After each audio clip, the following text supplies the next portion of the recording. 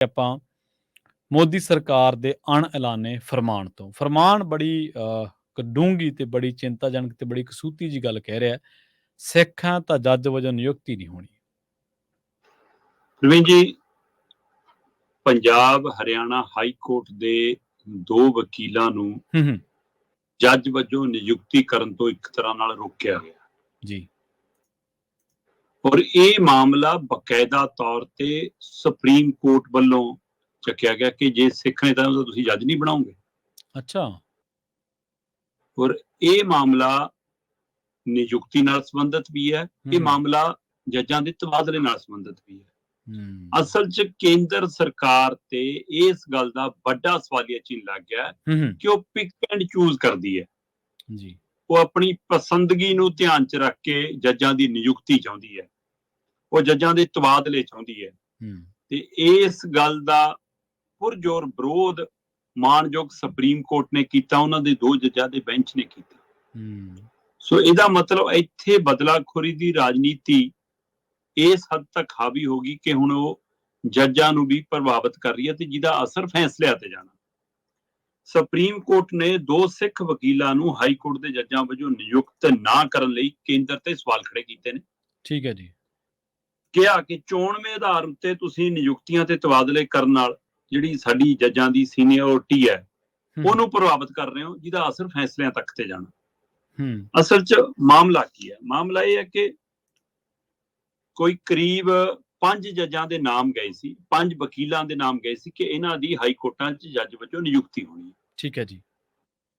ਉਹ 5 ਨਾਮ ਜਿਹੜੇ ਮਤਲਬ ਕਿ ਕਾਲਜੀਅਮ ਵੱਲੋਂ ਭੇਜੇ ਜਾਂਦੇ ਨੇ, ਸਿਫਾਰਿਸ਼ ਕੀਤੀ ਜਾਂਦੀ ਆ, ਉਸ ਦੇ ਤਹਿਤ 5 ਨਾਮ ਗਏ। ਉਹਨਾਂ 5 ਚੋਂ 3 ਨੂੰ ਨਿਯੁਕਤੀ ਦੇ ਬਤੌਰ ਜੱਜ ਨਿਯੁਕਤੀ ਦੇ ਆਰਡਰ ਮਿਲ ਗਏ ਭਾਰਤ ਸਰਕਾਰ ਵੱਲੋਂ, ਪਰ 2 ਨਾਮਾਂ ਨੂੰ ਨਹੀਂ ਮਿਲੇ। ਔਰ ਉਹ 2 ਨਾਮ ਸਿੱਖ ਵਕੀਲਾਂ ਦੇ ਸੀ ਜਿਨ੍ਹਾਂ ਨੇ ਜੱਜ ਬਣਨਾ ਸੀ। ਸੋ ਇਸ ਨੂੰ ਲੈ ਕੇ ਸਵਾਲ ਖੜਾ ਹੋਇਆ ਕਿ ਇਹ ਕਿਉਂ ਹੈ। ਅਸਲ 'ਚ ਹੋਇਆ ਕਿ ਸਰਕਾਰ ਨੇ ਟਰਾਂਸਫਰ ਤੇ ਨਿਯੁਕਤੀ ਦੇ ਮਾਮਲੇ 'ਚ ਕੁਝ ਨਾਮਾਂ ਤੇ ਇੱਕ ਤਰ੍ਹਾਂ ਨਾਲ ਆਪਣੇ ਹਵਾਲੇ ਨਾਲ ਰੋਕ ਲਾ ਲਈ ਜਾਂ ਆਪਣੇ ਹਵਾਲੇ ਨਾਲ ਰੋਕ ਲਿਆ। ਤੇ ਇਹਦਾ ਮੁੱਦਾ ਬਣਿਆ ਜਦੋਂ ਹਰਮੀਤ ਸਿੰਘ ਗਰੇਵਾਲ ਤੇ ਦਪਿੰਦਰ ਸਿੰਘ ਨਲਵਾ ਇਹਨਾਂ ਦੋਵਾਂ ਨੂੰ ਜੱਜ ਨਹੀਂ ਬਣਾਇਆ, ਤੇ ਜਿਸ ਨੂੰ ਲੈ ਕੇ ਜਸਟਿਸ ਸੰਜੇ ਕਿਸ਼ਨ ਕੌਲ ਤੇ ਸੁਧਾਂਸ਼ੂ ਧੁਲੀਆ ਇਹਨਾਂ ਦੋਨਾਂ ਨੇ ਫਿਰ ਸਰਕਾਰ ਦੀ ਚੰਗੀ ਲਾਪਤ ਕੀਤੀ ਕਿ ਆਹ ਕੀ ਹੈ ਵੀ ਤੁਸੀਂ ਜੱਜਾਂ 'ਚ ਵੀ ਕੁਝ ਹੋਰ ਲੱਭਦੇ ਹੋ। ਮਤਲਬ ਤੁਸੀਂ ਇੱਥੇ ਵੀ ਆਪਣਾ ਧਰਮ ਜਾਤ ਵਾਲਾ ਪੱਤਾ, ਤੇ ਫਿਰ ਜੇਕਰ ਇਹ ਸੱਚਮੁੱਚ ਇਹੀ ਦਾ ਏ ਮਤਲਬ ਕੇਂਦਰ ਸਰਕਾਰ ਦਾ, ਭਾਜਪਾ ਦਾ, ਤਾਂ ਇਹਦਾ ਮਤਲਬ ਅਜੇ ਜੱਜਾਂ 'ਚ, ਸਿਸਟਮ 'ਚ, ਸਮਾਜ 'ਚ ਤਾਂ ਨੈਤਿਕਤਾ ਤੇ ਸਾਂਝੀਵਾਲਤਾ ਬਚੀ ਆ, ਪਰ ਸਿਆਸਤ 'ਚ ਨਹੀਂ ਬਚੀ। ਸੋ ਜੇ ਸੰਜੇ ਕਿਸ਼ਨ ਕੌਲ ਤੇ ਮਾਨਯੋਗ ਜੱਜ ਸੁਧਾਂਸ਼ੂ ਧੁਲੀਆ ਇਹ ਸਵਾਲ ਖੜਾ ਕਰ ਰਹੇ ਨੇ ਕਿ ਸਿਰਫ ਇਸ ਲਈ ਤੁਸੀਂ ਨਿਯੁਕਤ ਨਹੀਂ ਕਰ ਰਹੇ ਕਿ ਉਹ ਸਿੱਖ ਨੇ, ਇਹਦਾ ਮਤਲਬ ਸਰਕਾਰ ਦੇ ਮਨ 'ਚ ਕੁਝ ਹੋਰ ਮਨਸ਼ਾ ਹੈਗੀ ਆ। ਪ੍ਰਵੀਨ ਜੀ, ਉਹ ਸਰਕਾਰ ਤੇ ਕੇਂਦਰ ਤੇ ਸਵਾਲ ਨੇ ਜਿਹੜੀ ਢੋਲ ਕੁੱਟ-ਕੁੱਟ ਕੇ ਕਹਿ ਰਹੀ ਹੈ ਕਿ ਅਸੀਂ ਸਿੱਖ ਹਿਤੈਸ਼ੀ ਹਾਂ। ਹਾਂਜੀ ਹਾਂਜੀ, ਬਿਲਕੁਲ।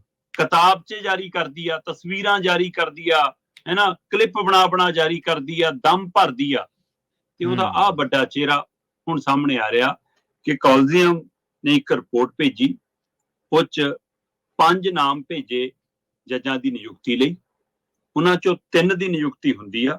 ਠੀਕ ਹੈ ਜੀ। ਤੇ 2 ਦੀ ਜਿਹੜੇ ਸਿੱਖ ਸੀਗੇ ਉਹਨਾਂ ਦੀ ਨਿਯੁਕਤੀ ਨਹੀਂ ਹੁੰਦੀ। ਇਹ ਤੋਂ ਬਿਨਾਂ ਹੋਰ ਅਗਲਾ ਸਵਾਲ ਖੜਾ ਕੀਤਾ ਕਾਲਜੀਅਮ ਨੇ, ਮਾਣਯੋਗ ਜੱਜਾਂ ਦੇ ਬੈਂਚ ਨੇ, ਸੁਪਰੀਮ ਕੋਰਟ ਦਿਆਂ ਨੇ ਕੇਂਦਰ ਸਰਕਾਰ ਤੇ। ਉਹ ਕਹਿੰਦੇ 11 ਨਾਮ ਭੇਜੇ ਤੁਹਾਨੂੰ ਤਬਾਦਲਿਆਂ ਲਈ,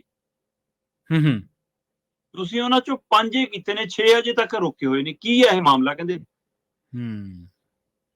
ਕਿ ਤੁਸੀਂ ਸਾਡੇ ਸਿਸਟਮ ਦੇ ਵਿੱਚ ਬੇਲੋੜੀ ਦਖਲਅੰਦਾਜ਼ੀ ਕਿਉਂ? ਤੁਸੀਂ ਆਪਣੀ ਪਸੰਦਾ। ਔਰ ਇਹ ਮਾਮਲਾ ਪ੍ਰਵੀਨ ਜੀ ਗੁਜਰਾਤ ਨਾਲ ਜੀ ਹੈ ਨਾ, ਇਹ ਇਲਾਹਾਬਾਦ ਨਾਲ ਤੇ ਦਿੱਲੀ ਨਾਲ ਸੰਬੰਧਿਤ ਹੈ। 11 ਨਾਮ ਜਿਹੜੇ ਤਬਾਦਲਿਆਂ ਲਈ ਭੇਜੇ, ਕਿਹਾ ਜੱਜਾਂ ਨੂੰ ਤਬਾਦਲਾ ਕਰਕੇ ਇੱਥੇ ਲਾ ਦਿਓ, ਉਹਨਾਂ 'ਚੋਂ ਵੀ 5 ਨੂੰ ਮਨਜ਼ੂਰੀ ਦਿੱਤੀ, 6 ਅਜੇ ਰੋਕੇ ਨੇ। ਔਰ 6 'ਚੋਂ 4 ਗੁਜਰਾਤ ਨਾਲ ਸੰਬੰਧਿਤ ਮਾਮਲਾ, 4 ਗੁਜਰਾਤ ਦੇ ਜੱਜਾਂ ਦਾ ਤਬਾਦਲਾ ਰੋਕਿਆ, 1 ਦਿੱਲੀ ਦਾ ਰੋਕਿਆ, 1 ਇਲਾਹਾਬਾਦ ਦਾ ਰੋਕਿਆ। ਮਤਲਬ ਕੇਂਦਰ ਸਰਕਾਰ ਜਾਂ ਭਾਜਪਾ ਇਹ ਚਾਹੁੰਦੀ ਹੈ ਕਿ ਜਿਹੜੇ ਜੱਜ ਲੱਗਣ ਉਹ ਵੀ ਸਾਡੇ ਪਸੰਦਾ ਲੱਗਣ, ਔਰ ਜਿਹੜੇ ਜੱਜਾਂ ਦੇ ਬਦਲੀ ਹੋ ਕੇ ਕਿਤੇ ਲਾਉਣਾ ਉਹ ਵੀ ਅਸੀਂ ਦੇਖਣਾ ਕਿ ਕਿੱਥੇ ਕਿਹੜਾ ਲੱਗਣਾ। ਸੋ ਇਸ ਲਈ ਇਹ ਸਿੱਧਾ ਪ੍ਰਭਾਵਿਤ ਕਰਨ ਦੀ ਕੋਸ਼ਿਸ਼ ਹੈ। ਹੁਣ ਤੱਕ ਮੰਨਿਆ ਜਾ ਰਿਹਾ ਸੀ ਕਿ ਘੱਟੋ ਘੱਟ ਲੋਕਾਂ ਨੂੰ ਜੇਕਰ ਆਖਰੀ ਕੋਈ ਆਸ ਬਚਦੀ ਹੈ ਤਾਂ ਉਹ ਅਦਾਲਤਾਂ ਤੇ ਬਚਦੀ ਹੈ। ਬੇਸ਼ੱਕ ਪਿਛਲੇ ਦੌਰ ਦੇ ਵਿੱਚ ਇਹ ਵੀ ਦੇਖਣ ਨੂੰ ਮਿਲਿਆ ਕਿ ਕਈ ਸਾਡੇ ਚੀਫ ਜਸਟਿਸ ਵੀ ਪ੍ਰਭਾਵਿਤ ਹੁੰਦੇ ਨਜ਼ਰ ਆਏ, ਮੋਟਰਸਾਈਕਲਾਂ ਤੇ ਫੋਟੋਆਂ ਖਿਚਾਉਂਦੇ ਤੇ ਰਾਜ ਸਭਾ ਤੱਕ ਜਾਂਦੇ ਨਜ਼ਰ ਆਏ। ਸੋ ਇਸ ਲਈ ਉਹ ਫਿਰ ਸਵਾਦ ਪੈ ਗਿਆ ਕਿ ਭਾਜਪਾ ਨੂੰ, ਜਾਂ ਆਦਤ ਪੈ ਗਈ ਕਿ ਸਾਰਾ ਹੀ ਕੰਟਰੋਲ ਕਰ ਲਈਏ। ਪਰ ਉਹਨਾਂ ਨੂੰ ਇਹ ਨਹੀਂ ਪਤਾ ਕਿ ਸਾਰਾ ਆਵਾ ਨਹੀਂ ਉਤਦਾ ਹੁੰਦਾ ਜੀ, ਬਹੁਤ ਕੁਝ ਜਿਉਂਦਾ ਅਜੇ। ਸੋ ਉਸ ਜਿਉਂਦੇ ਪਣ ਦੇ ਵਿੱਚੋਂ ਮਾਣਯੋਗ ਜੱਜਾਂ ਦੇ 2 ਬੈਂਚ ਨੇ ਕੱਲ ਕੇਂਦਰ ਸਰਕਾਰ ਨੂੰ, ਭਾਜਪਾ ਸਰਕਾਰ ਨੂੰ, ਮੋਦੀ ਸਰਕਾਰ ਨੂੰ ਇਸ ਗੱਲੋਂ ਕਟਹਿਰੇ 'ਚ ਖੜਾ ਕੀਤਾ। ਕਿਹੜਾ ਤਰੀਕਾ? ਕੋਲਜ਼ੀਅਮ ਜੱਜਾਂ ਦੀ ਨਿਯੁਕਤੀ ਦੇ ਹਵਾਲੇ ਨਾਲ, ਕੋਲਜ਼ੀਅਮ ਜੱਜਾਂ ਦੇ ਤਬਾਦਲੇ ਦੇ ਹਵਾਲੇ ਨਾਲ, ਕੋਲਜ਼ੀਅਮ ਜੱਜਾਂ ਦੀ ਮਤਲਬ ਕਿ ਸੀਨੀਅਰਟੀ ਦੇ ਹਵਾਲੇ ਨਾਲ ਸਮੇਂ-ਸਮੇਂ ਸਿਫਾਰਸ਼ਾਂ ਭੇਜਦੀ ਹੈ। ਔਰ ਉਸ ਸਿਫਾਰਸ਼ਾਂ ਨੂੰ ਅੱਜ ਤੱਕ ਜ਼ਿਆਦਾਤਰ ਸਰਕਾਰਾਂ ਨੇ ਕਦੇ ਕੋਈ ਚੈਲੰਜ ਨਹੀਂ ਕੀਤਾ, ਉਸ ਨੂੰ ਹੂਬਹੂ ਲਾਗੂ ਕੀਤਾ, ਕਿਉਂਕਿ ਉਹ ਕਹਿੰਦੇ ਕਿ ਤੁਸੀਂ ਅੱਜ ਲਟਕਾਈ ਜਾਂਦੇ ਹੋ, ਇਹਦੇ ਨਾਲ ਸਾਰੀ ਸੀਨੀਅਰਟੀ ਤੇ ਅਸਰ ਪੈਣਾ, ਉਹਦਾ ਅਸਰ ਫੈਸਲਿਆਂ ਤੱਕ ਤੇ ਜਾਣਾ, ਕੰਮਾਂ ਤੇ ਜਾਣਾ ਜੀ। ਸੋ ਇਸ ਲਈ ਇਸ ਦੇ ਵਿੱਚ ਆਪਣੀ ਧਰਮ ਦੀ ਰਾਜਨੀਤੀ, ਆਪਣੀ ਜਾਤ ਦੀ ਰਾਜਨੀਤੀ, ਆਪਣੀ ਫਿਰਕੇ ਦੀ ਰਾਜਨੀਤੀ, ਆਪਣੇ ਸੂਬੇ ਦੀ ਰਾਜਨੀਤੀ ਬਾੜ ਕੇ ਭਾਜਪਾ ਨੇ ਆਪਣਾ ਚਿਹਰਾ ਬੇਨਕਾਬ ਕੀਤਾ। ਇਹਦਾ ਮਤਲਬ, ਔਰ ਜਿਹਦੇ ਉੱਤੇ ਸੁਪਰੀਮ ਕੋਰਟ ਨੇ ਸਵਾਲ ਖੜੇ ਕੀਤੇ, ਤੁਸੀਂ ਅਸੀਂ ਨਹੀਂ ਕਰ ਰਹੇ ਜੀ। ਮਾਨਯੋਗ ਸਵਾਲ ਇਹ ਸੁਪਰੀਮ ਕੋਰਟ ਦੇ ਜੋ ਜੱਜਾਂ ਦੇ ਬੈਂਚ ਨੇ ਕੀਤਾ ਕਿ ਪੰਜਾਬ ਹਰਿਆਣਾ ਹਾਈ ਕੋਰਟ ਦੇ 2 ਸਿੱਖ ਕੈਂਡੀਡੇਟਾਂ ਨੂੰ ਜੱਜ ਨਾ ਬਣਾਉਣ ਤੇ ਕੀ ਮਨਸ਼ਾ, ਤੁਸੀਂ ਉਹੀ 2 ਨਾਂ ਕਿਉਂ ਰੋਕੇ? ਰੂਟੀਨ 'ਚ 5 ਨਾਂ ਗਏ ਸੀ, 5 ਚੋਂ 3 ਨਿਯੁਕਤ ਕੀਤੇ ਨੇ ਤੁਸੀਂ, ਤਾਂ 3 'ਚ ਵੀ ਤਾਂ 1 'ਚ ਹੋ ਸਕਦਾ ਸੀ, 3 'ਚ 2 ਵੀ ਹੋ ਸਕਦੇ ਸੀ। ਸੋ ਇਹਦੇ ਪਿੱਛੇ ਕੀ ਕਾਰਨ ਹੈ? ਸੋ ਉਹਦਾ ਜਵਾਬ ਅਜੇ ਤੱਕ ਨਹੀਂ ਦਿੱਤਾ। ਤੇ ਦੂਸਰੇ ਪਾਸੇ ਬਦਲੀਆਂ 'ਚ ਵੀ ਕਿ ਮਤਲਬ ਗੁਜਰਾਤ ਲਾਉਣੇ ਆ ਤਾਂ ਗੁਜਰਾਤ 4 ਤਬਾਦਲੇ ਰੋਕ ਲਏ ਕਿ ਨਾ ਬਈ ਪੁੱਛ ਕੇ ਲਾਇਓ, ਇਹ ਸਾਹਿਬ ਚਾਹੁੰਦੇ ਨੇ, ਇਹਦਾ ਮਤਲਬ ਕਿ ਮੇਰੀ ਮਰਜ਼ੀ ਦਾ ਜੱਜ ਲਾਓ ਜੀ, ਮੈਂ ਆਪਣੀ ਮਰਜ਼ੀ ਨਾਲ ਚਲਾਉਣਾ। ਪ੍ਰਵੀਨ ਜੀ, ਕਿਸੇ ਸਮੇਂ ਚਰਚਾ ਰਹੀ ਭਾਰਤ ਦੇ ਵਿੱਚ ਕਿ ਸਾਰੀਆਂ ਪੋਸਟਾਂ ਤੇ ਨਾ ਕਾਮਰੇਡਾਂ ਦਾ ਕਬਜ਼ਾ ਹੋਈ ਜਾਂਦਾ ਜੀ, ਕਾਮਰੇਡ ਆ ਗਏ ਜੀ। ਅੱਜ ਕੱਲ ਚਰਚਾ ਇਹ ਹੈ ਕਿ ਹਰ ਪੋਸਟ ਤੇ ਜੀ ਹੁਣ RSS ਦੇ ਬੰਦੇ ਆ ਗਏ, ਚਾਹੇ ਉਹ ਯੂਨੀਵਰਸਿਟੀਆਂ ਦੇ BCਆਂ ਦਾ ਮਾਮਲਾ, ਯੂਨੀਵਰਸਿਟੀਆਂ ਦੇ BC ਦਾ ਮਾਮਲਾ ਹੋਵੇ, ਚਾਹੇ ਕਾਲਜਾਂ ਦੇ ਪ੍ਰੋਫੈਸਰਾਂ ਦਾ ਮਾਮਲਾ ਹੋਵੇ, ਚਾਹੇ ਵਿਭਾਗਾਂ ਦੇ ਮੁਖੀਆਂ ਦਾ ਮਾਮਲਾ ਹੋਵੇ, ਚਾਹੇ ਪੁਲਿਸ ਤੰਤਰ ਦੇ ਵਿੱਚ, ਸਰਕਾਰੀ ਸਿਸਟਮ ਦੇ ਵਿੱਚ, ਚਾਹੇ SGPC ਦੇ ਵਿੱਚ। ਕਹਿੰਦੇ ਜੀ ਘੁਸਪੈਠ ਹੋ ਗਈ ਸੰਘੀਆਂ ਦੀ, ਜੋ ਪੂਰੀ ਟ੍ਰੇਨਿੰਗ ਲੈ ਕੇ ਆਉਂਦੇ ਨੇ। ਸੋ ਕੀ ਉਹੀ ਘੁਸਪੈਠ ਹੁਣ ਇਸ ਮਾਮਲੇ 'ਚ ਵੀ ਹੋ ਰਹੀ ਹੈ ਜੀ? ਜਦੋਂ ਕਿ ਜੱਜ ਤੋਂ ਆਸ ਉਮੀਦ ਇਹ ਕੀਤੀ ਜਾਂਦੀ ਹੈ ਕਿ ਤੁਸੀਂ ਭਾਈ ਤੱਥਾਂ ਦੇ ਆਧਾਰ ਤੇ, ਸਬੂਤਾਂ ਦੇ ਆਧਾਰ ਤੇ, ਤੁਸੀਂ ਘਟਨਾਕ੍ਰਮ ਦੇ ਆਧਾਰ ਤੇ, ਤੁਸੀਂ ਇਨਸਾਨੀਅਤ ਦੇ ਆਧਾਰ ਤੇ ਫੈਸਲਾ ਕਰੋਗੇ, ਨਾ ਕਿ ਜਾਤ ਦੇਖ ਕੇ, ਧਰਮ ਦੇਖ ਕੇ, ਜਾਂ ਆਪਣੀ ਪਸੰਦੀਦਾ ਪਾਰਟੀ। ਜੱਜ ਵੀ ਵੋਟ ਤਾਂ ਪਾਉਂਦੇ ਆ ਕਿਸੇ ਨੂੰ, ਬਿਲਕੁਲ, ਵੋਟ ਪਾਉਣਾ ਤੁਹਾਡਾ ਮੌਲਿਕ ਅਧਿਕਾਰ ਹੈ, ਪਰ ਜਿਸ ਕੁਰਸੀ ਤੇ ਬੈਠੇ ਹੋ ਉਹਦੇ ਲਈ ਇਨਸਾਫ ਕਰਨਾ ਇੱਕ ਵੱਖਰੀ ਜ਼ਿੰਮੇਵਾਰੀ ਹੈ ਤੁਹਾਡੀ। ਸੋ ਇਸ ਲਈ ਸਰਕਾਰ ਹੁਣ ਇਸ ਸਪਸ਼ਟ ਸ਼ਬਦਾਂ 'ਚ ਕਿਹਾ ਮਾਨਯੋਗ ਸੁਪਰੀਮ ਕੋਰਟ ਨੇ ਕਿ ਤੁਸੀਂ ਪਿਕ ਐਂਡ ਚੂਜ਼ ਵਾਲੀ ਨੀਤੀ ਤੇ ਆ ਗਏ, ਕਿ ਤੁਸੀਂ ਇੱਥੇ ਵੀ ਆਪਣੀ ਪਸੰਦੀਦਾ ਨੀਤੀ ਤੇ ਆ ਗਏ। ਸੋ ਇਸ ਲਈ ਇਹ ਵੱਡਾ ਮੁੱਦਾ ਬਣੂਗਾ ਆਉਂਦੇ ਦਿਨਾਂ 'ਚ, ਮਾਮਲਾ ਭਖੂਗਾ ਭਾਰਤ ਦੀ ਸਿਆਸਤ ਦੇ ਵਿੱਚ।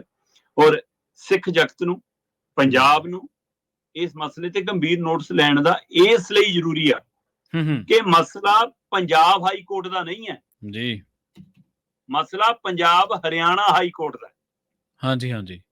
ਇਸ ਲਈ ਵੀ ਇਸ ਗੱਲ ਲਈ ਸਮਝਿਆ ਜਾ ਰਿਹਾ ਕਿ ਇੱਥੇ ਕੇਂਦਰ ਦੀ ਇੱਕ ਨੀਤੀ ਇਕੱਲੀ ਇਸ ਹਵਾਲੇ ਨਾਲ ਨਾ ਸਮਝੋ ਕਿ ਗਰੇਵਾਲ ਨਲਵਾ ਜੀ ਨੂੰ ਰੋਕਿਆ, ਇਹਨੂੰ ਇਸ ਹਵਾਲੇ ਨਾਲ ਵੀ ਸਮਝੋ ਕਿ ਪੰਜਾਬੀ ਜੱਜਾਂ ਨੂੰ ਰੋਕਿਆ ਜਾ ਰਿਹਾ ਕਿ ਉੱਥੇ ਹਰਿਆਣੇ ਵਾਲੀ ਧਿਰ ਹਾਵੀ ਹੋ ਜਾਵੇ ਜੀ, ਤਾਂ ਕਿ ਫੈਸਲੇ ਉਸ ਹਵਾਲੇ ਨਾਲ ਵੀ ਕਰਾਏ ਜਾ ਸਕਣ। ਇਹ ਵੀ ਇੱਕ ਪਹਿਲੂ ਹੈ ਕਿ ਪੰਜਾਬ ਦੀ ਨਿਯੁਕਤੀ ਦੀ ਗਿਣਤੀ ਘਟਾਈ ਜਾ ਰਹੀ ਹੈ ਤੇ ਉਹਦੇ ਵਿੱਚ ਸਿੱਖ ਹੋਣ ਦੇ ਨਾਤੇ ਇੱਕ ਅਹਿਮ ਪਹਿਲੂ ਹੋਰ ਜੁੜਦਾ।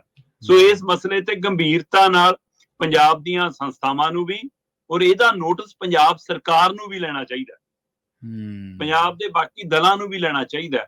ਔਰ ਜੇਕਰ ਸੁਪਰੀਮ ਕੋਰਟ ਨੇ ਕਿਹਾ ਤਾਂ ਮੈਨੂੰ ਲੱਗਦਾ ਵਕੀਲ ਐਸੋਸੀਏਸ਼ਨਾਂ ਨੂੰ ਸਾਰੀਆਂ ਨੂੰ ਇਸ ਮਸਲੇ ਤੇ ਗੰਭੀਰਤਾ ਨੋਟਿਸ ਲੈਣਾ ਚਾਹੀਦਾ, ਔਰ ਕੇਂਦਰ ਨੂੰ ਇਹ ਸਵਾਲ ਹਰੇਕ ਨੂੰ ਪੁੱਛਣਾ ਬਣਦਾ ਤਾਂ ਕਿ ਗਾਹਾਂ ਤੋਂ ਇਹ ਜੀ ਕੁਤਾਹੀ ਨਾ ਹੋਵੇ। ਪਰ ਅਜੇ ਵੀ ਇਹ ਜਨਾਬ ਲਟਕਾਈ ਬੈਠੇ ਨੇ, 2 ਜੱਜਾਂ ਦੀ ਨਿਯੁਕਤੀ ਰੋਕੀ ਅਗਲੇ ਨੇ, 6 ਦੇ ਤਬਾਦਲੇ ਰੋਕੇ ਹੋਏ ਨੇ।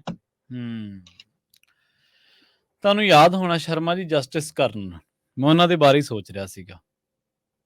ਉਹ ਹਾਈ ਕੋਰਟ ਦੇ ਜੱਜ ਸੀਗੇ, ਮਦਰਾਸ ਹਾਈ ਕੋਰਟ ਦੇ। ਉਹਨਾਂ ਨੇ ਆਪਦੇ ਨਾਲ ਦੇ ਜੱਜਾਂ ਦੇ ਬਾਰੇ ਇਹ ਗੱਲ ਕਹੀ ਸੀ ਕਿ ਇਹ ਮੇਰੇ ਨਾਲ ਵਿਤਕਰਾ ਕਰਦੇ ਆ, ਤੇ ਵਿਤਕਰੇ ਦਾ ਕਾਰਨ ਪਤਾ ਕੀ ਦੱਸਿਆ ਸੀ ਉਹਨਾਂ ਨੇ? ਕਿ ਮੈਂ ਦਲਿਤ ਪਰਿਵਾਰ ਤੋਂ ਆਉਣਾ। ਹਾਂ।